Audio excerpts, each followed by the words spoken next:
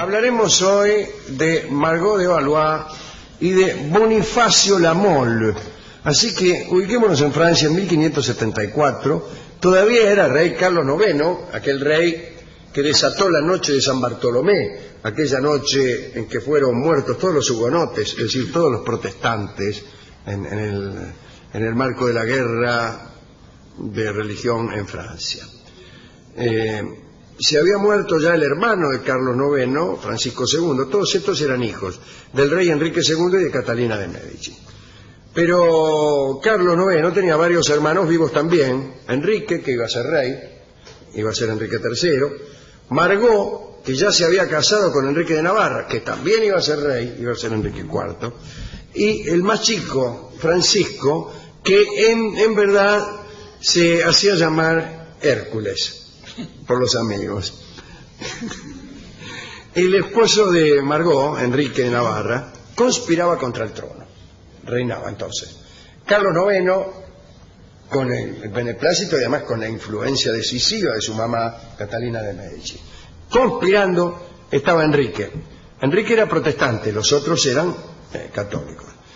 Y Enrique, casi a modo de venganza por lo sucedido en la noche de San Bartolomé, se dispuso a destronar a Carlos y a poner en reemplazo a Hércules, el más chico. Pero Hércules era tan ambicioso y tan malvado que se rodeó de hombres capaces de matar a todos los que lo molestaban.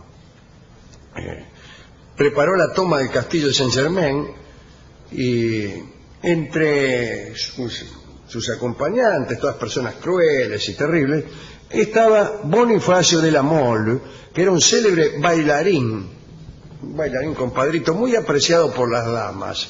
Era un hombre que tenía mucha suerte con las mujeres.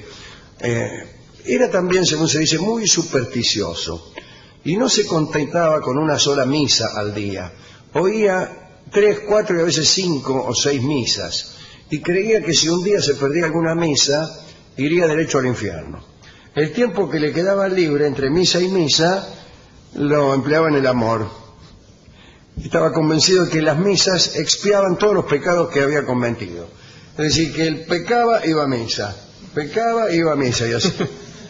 El rey, Carlos, que odiaba a La Mole, decía que uno podía contar todas las calaveradas en las que se había metido La Mole si contaba sus misas. A misa por pecado. Cuenta Brantôme en Vida de las Damas Galantes, un lindo libro, que La Mole había nacido para entenderse con la princesa Margot, porque Margot, la hermana del rey, también era muy religiosa y era muy pecadora. Se acostaba junto a sus amantes con los cabellos todavía impregnados de incienso santo. Hemos hablado muchas veces de Margot de Valois y sabemos que cualquier ómnibus la dejaba en la esquina. Un día Margot fue vista por La Mole y este caballero se maravilló ante el mejor escote de Francia. Se enamoró instantáneamente, ¿no? Tanto que desconfió de su propia valía, tanto se enamoró que desconfió de su propio poder. Se olvidó de que era un seductor y eso opera en contra. La Mole creyó que únicamente una intervención del cielo podía conseguirle una dama tan hermosa. Entonces tuvo la idea de dirigirse a la Virgen María.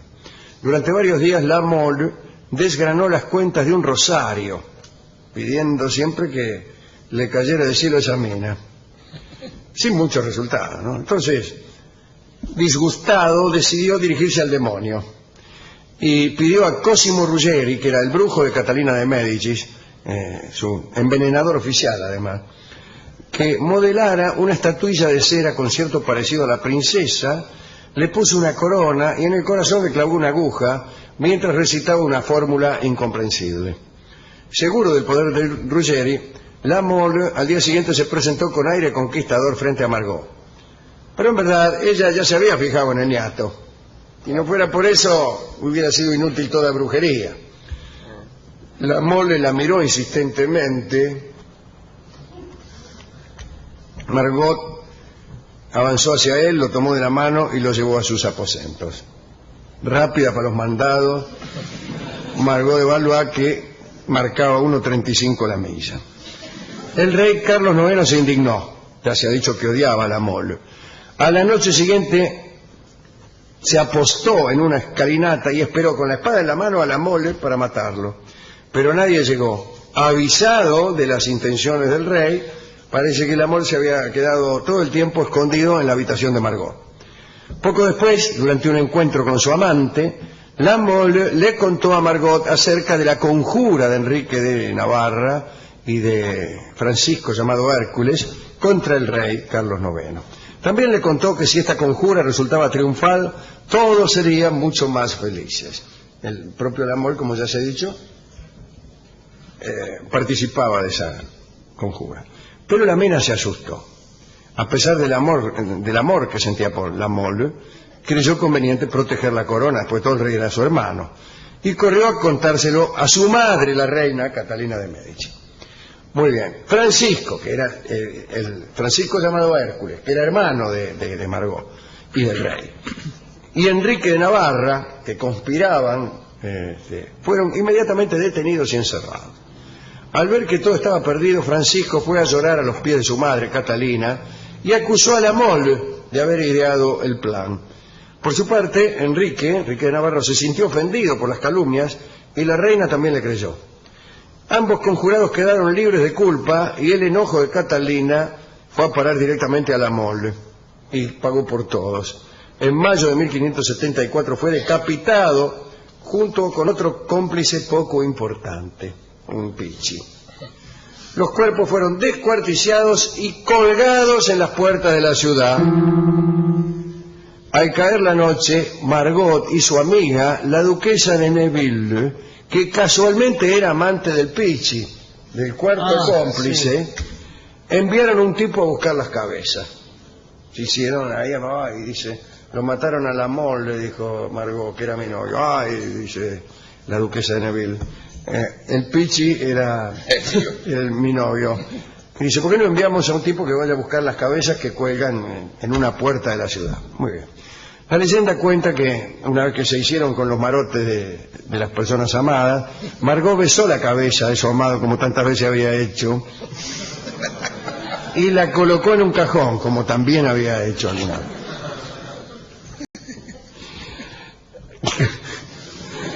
Y al día siguiente se la hizo embalsamar. Me refiero a la cabeza de la mole. Y lo mismo hizo su amiga con la otra cabeza, veo cómo son las amigas. Embalsamamiento veo, embalsamamiento quiero.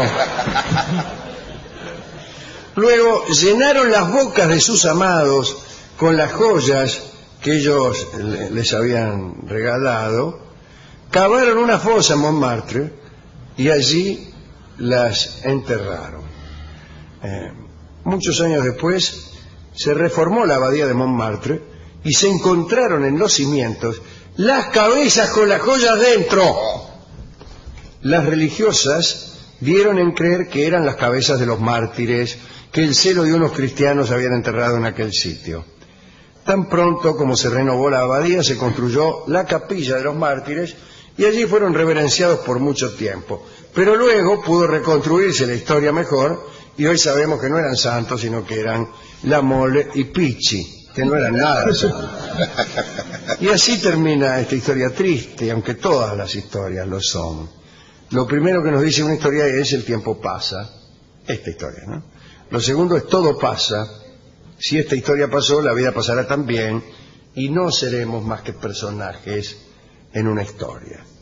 Así que no hay manera de contar una historia alegre, me parece, ¿no? Bueno. Con respecto a Margot, siguió viviendo, se casó con uno de los conjurados, se casó con Enrique de Navarra y fue reina. Mejor dicho, no fue reina, porque sí fue reina.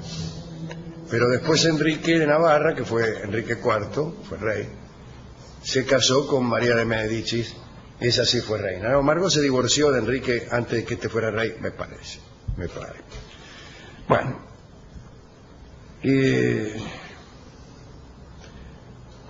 vamos a gozar de las alegrías de hoy antes de convertirnos en historia, ¿A quién dedicamos esto? Bueno, qué sé yo, a los protestantes de la noche de San Bartolomé, a Margot, que tenía el escote más agraciado de Francia. A Pichi podríamos también, ¿no? Sí. Se encontraba siempre Margot, que tuvo pero tantísimos amantes, hasta ya vieja, ¿no? En los viejos muelles de París, incluso con amantes que eran cocheros, cocineros, tipo que no eran de la nobleza, pero y bueno, si a ella le gustaban. Entonces hemos resuelto escuchar un disco que nos dieron en la discoteca después de mucho rogar y después de a Lucien Delille, que canta una vieja y hermosa canción, ¿verdad? Qué linda que es, se llama Sobre los muelles de El Viejo París, dedicada a Margot de Valois, a todos sus amantes y a los cocheros que le inspeccionaban el escote en los oscuros muelles que daban al Sena.